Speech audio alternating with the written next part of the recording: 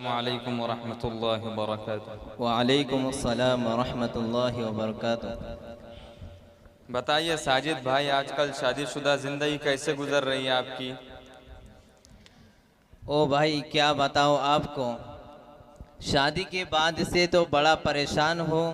झगड़ों तमाशों और घर वालों से छुटकारा पाने के लिए मैं किसी माहिर व तजुर्बेकार वकील की तलाश में हूँ, ताकि कोर्ट में जाकर अपना मुकदमा किसी न किसी तरह हल कर लो और अपनी परेशानियों से नजात पा लूँ। अरे साजिद भाई, आप अदालत की चक्कर में कहाँ चले, जो बर्बाद ये दीन और माल का मरकज़ है। साजिद भाई, हम मुसलमानों के लिए ज़रूरी है कि अपने आइली व ख़ानदानी मसाइल अपने उलमाए किराम मुफ्तियान निज़ाम से हल कराए, क्योंकि हमें इसी का हुक्म दिया गया है। कुरान करीम ने रब ताला की कसम खाकर उन लोगों को बेईमान कहा है जो पैगंबर सल्लल्लाहु अलैहि वसल्लम के फ़ैसलों को खुश दिली से कबूल करने को तैयार नहीं है, और उसके बहुत से नुकसानात हैं। इस्लामी अदालतों और दारुल क़ज़ा को छोड़कर दीगर कचहरियों और अदालतों की दहलीज चढ़ने के असबाब कुरान ने 3 बयान किए। नंबर 1, अफ़ी क़ुलूबिहिम मरज़ुन, यानी एतक़ादी निफ़ाक़। नंबर 2, अमिरताबु, पैगंबर की सदाक़त में तरद्दुद। नंबर 3, अम यख़ाफ़ून अन यहीफ़ल्लाहु अलैहिम व रसूलुहु, खुदा और रसूल के तई नाइंसाफ़ी का अंदेशा। नीज़ हम और आप अच्छी तरह से जानते हैं कि मौजूदा अदालतों में अपने मुकदमा दाखिल करने से न सिर्फ दीनी नुकसान होता है, बल्कि बेइंतहा माली नुकसान के साथ साथ इंसाफ मिलने में बहुत ज़्यादा ताख़िर होती है। कभी तो ऐसा भी हुआ है कि मुकदमे का फ़ैसला उस वक्त तो हुआ जबकि फ़रीक़ैन इस दुनिया से रुखसत हो चुके थे। लिहाजा आप गौर फ़िक्र करें, इस मामले में आपको कौन सा रास्ता इख्तियार करना चाहिए। तो फिर देर किस बात की है, अभी और इसी वक्त तो मुफ्ती साहब के पास चलते हैं। चलिए।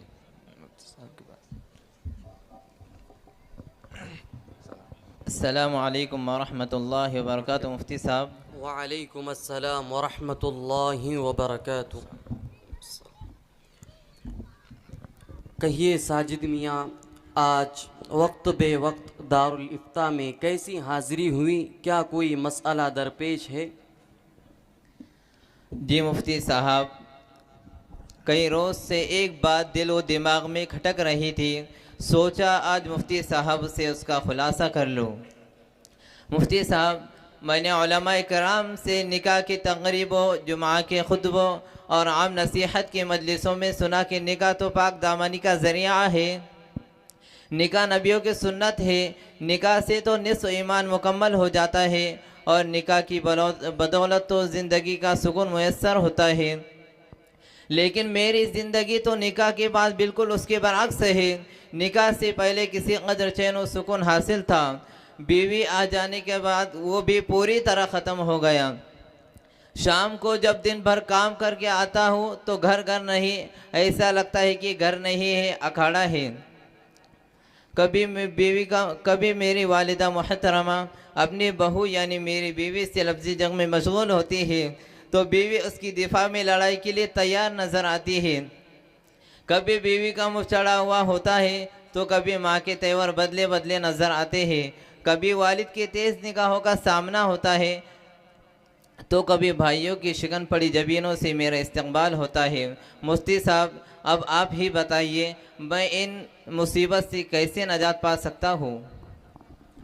भाई साजिद साहब, मुझे आपके हालात देखकर और सुनकर बड़ा रंज हुआ और इस बात पर भी बड़ा अफसोस हुआ कि आप इस्लामी तालीमात से मुताल्लिक़ शुकूक व शुबहात में मुबतला है कि निकाह के बाद बजाय सुकून हासिल होने के मौजूदा सुकून भी तबाह व बर्बाद हो जाता है। भाई साजिद साहब, मेरा और आपका ही नहीं बल्कि हर मुसलमान का ये अक़ीदा है कि इस्लामी तालीमात का हर जुज़ और उसके अहकाम का हर फ़र्द जहाँ हक़ानियत व सदाक़त पर मबनी है और उस पर अमल करना तमाम बनी नौए इंसानी की कामयाबी व कामरानी का ज़ामिन है।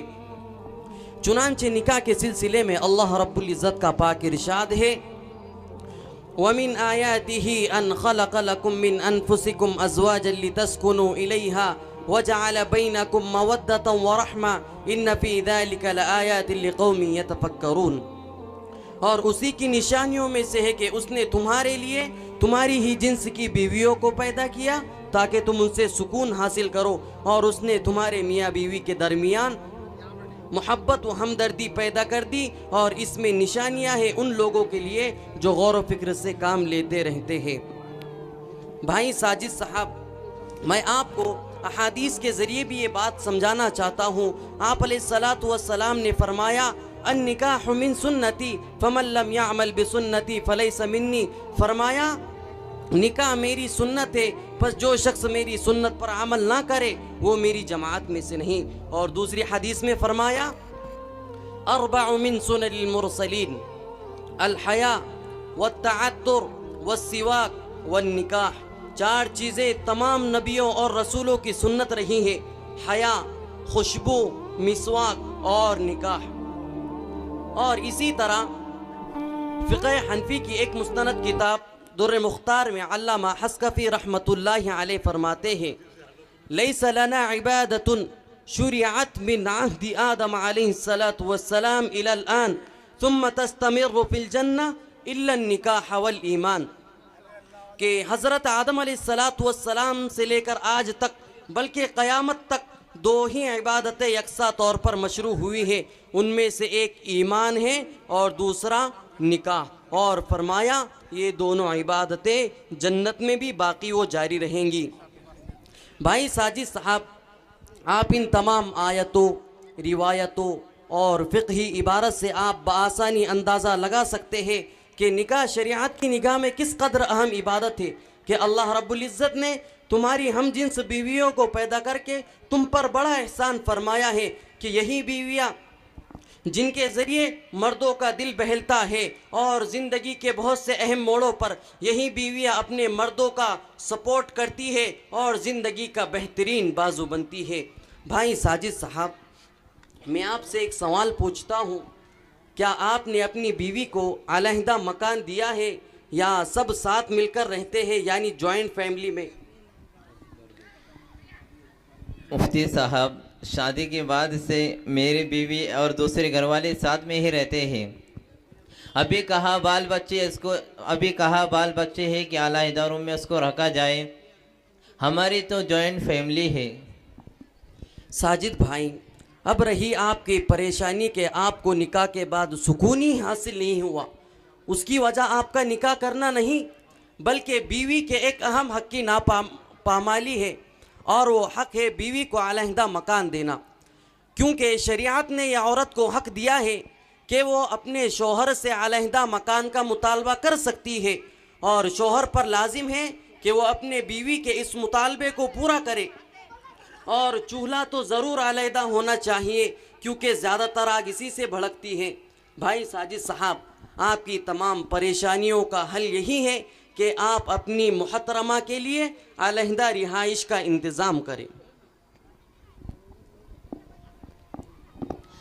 शुक्रिया मुफ्ती साहब, आपने अपना कीमती वक्त देकर न सिर्फ इस्लामी तालीमात से मेरे शुकूक व शुबहात को दूर फरमाया बल्कि हमारे पूरे ख़ानदान के लिए और गाँव के लिए चैन व सुकून की राह भी मुतय्यन कर दी।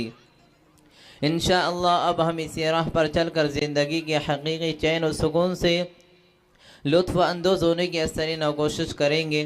वस्सलामु अलैकुम व रहमतुल्लाहि व बरकातुहू। व अलैकुम अस्सलाम व रहमतुल्लाहि व बरकातुहू।